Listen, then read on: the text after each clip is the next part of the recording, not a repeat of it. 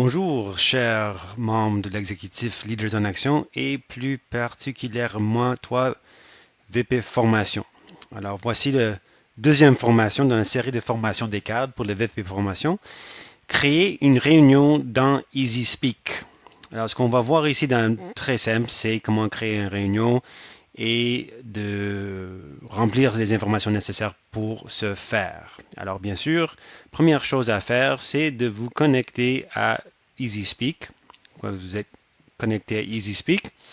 Vous appuyez sur les réunions, Meetings, créer une réunion, Create Meeting, et vous allez tomber sur une page qui a l'air de un peu de ça. Donc, vous avez comme le sujet, vous n'avez rien à faire ici. La date de la prochaine réunion, ça c'est automatique. Toutes ces informations sont automatiquement mises dans là. Là, il y a le thème de la réunion. Il n'y a pas grande place pour écrire, mais vous pouvez laisser ça blanc pour l'instant, jusqu'à temps que la réunion s'arrive, mais si possible, le remplir. Et là, vous avez un agenda, Select Agenda. Et en temps normal, la plupart de nos réunions suivent Leaders en Action version 3. Mais vous allez voir, vous avez plein d'autres modèles à voir. Il y a notamment les réunions de 4 discours, des fois qu'on fait de temps en temps. Et s'il y a beaucoup de discours, 6 discours. Il y a aussi les concours pour les agendas pour les concours.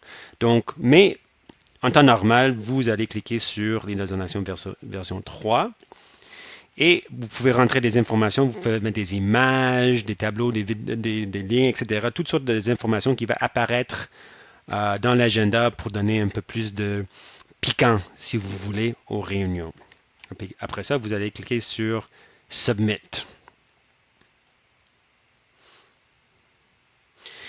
Après ça, vous avez le choix d'ajouter une autre réunion, voir l'événement en question ou retourner au calendrier. Alors voilà, ils m'ont automatiquement pris à l'événement en question. Et une fois que vous êtes rendu ici, vous avez à remplir les informations pour les orateurs. Vous pouvez faire ça d'ici, mais normalement, ce qu'on fait, c'est qu'on rentre dans ma participation, Schedule Speeches. Okay? Ou scheduler les discours. Ça vous apprête à ce genre de fenêtre que vous allez voir. Donc, juste à descendre aux réunions questions. Ici, juste à descendre, puis là, vous pouvez juste être sûr que vous êtes à trier les informations ici à côté à droite par First Requested. Et vous allez voir les petites bulles de questions avec les questions ici, c'est ceux qui ont demandé un discours. S'il y a une horloge, c'est parce qu'ils sont déjà inscrits, sont déjà schedulés, sont déjà dans le système. Donc, par exemple, si on regarde ici, si on appuie ici, on peut voir les informations du discours et la date de préférence qui a été inscrite là. Donc, la première date de préférence, c'est le 18 avril. Donc, on ne veut pas le scheduler son discours avant le 18 avril. Ça va être de préférence après. Et là, donc, vous basez sur ces informations-là pour remplir les discours ici, comme par exemple pour les prochains discours. Pour les prochains discours, on va juste à cliquer ici sur le menu descendant et juste à choisir la personne que vous voulez rentrer au niveau des informations pertinentes. Donc, une fois que c'est fait,